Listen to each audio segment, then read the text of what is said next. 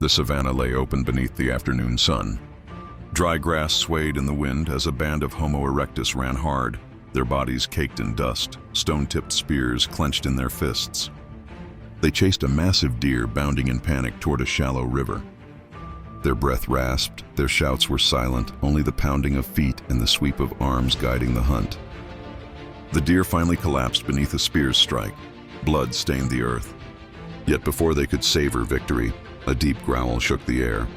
From the brush, a Smilodon leapt forth, golden eyes burning, saber-long fangs bared like blades. The hunters froze. They tried to haul the carcass away, but the predator advanced, body low, ready to strike. Their leader spread the group into a half circle. They stamped the ground with their spears, desperate to drive the beast back. The Smilodon lunged. Spears splintered. One hunter was hurled to the ground, his shoulder torn open. Silent cries, wide eyes, frantic gestures. The others rushed to pull him away, pressing broad leaves against the bleeding wound. They retreated, abandoning the deer. The Smilodon claimed the prize, while the tribe fled toward the forest, swallowed by the shadows of dusk. Exhausted and starving, the group pressed on, moving down the savanna toward a stone cave by the river. An old woman bore a child wrapped in hide. Another carried dry branches for fire. Night fell with a storm of thunder and lightning, jagged light flashing across their rain-soaked faces.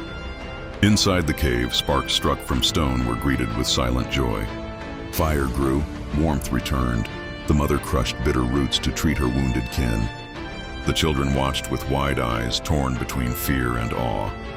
At dawn, they returned to the savanna. Fresh Smilodon tracks scarred the ground, mingling with deer bones. Suddenly, another roar split the air.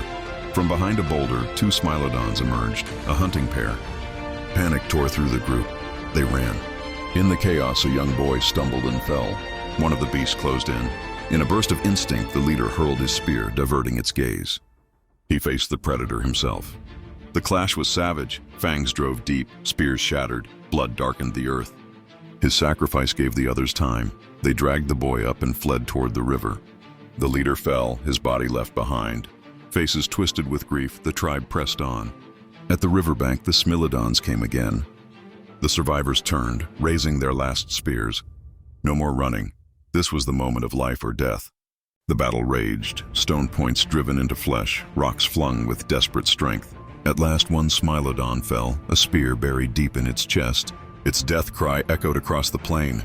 The second wounded slunk away into the tall grass. The tribe stood trembling, mud and blood clinging to their skin, yet they endured. That night they sat in a circle by the river, firelight painting their faces. Strips of venison roasted over the flames, the air filled with the crackle of fat. The boy sat pressed against his mother, arms wrapped tight around her. They touched one another's shoulders, eyes heavy with grief, yet bound by survival. The fire danced against the night sky, thunder rumbling far away. And there, in that fragile circle of warmth, a legend was born. A tale of the day humankind stood against the kings of the savanna and lived. As dawn broke, the storm subsided. The sun rose coolly over the endless expanse of white fields. Together they walked away from the river. In a small child's hand, a tooth longer than a dagger, a Smilodon fang. Not just a trophy, but a story,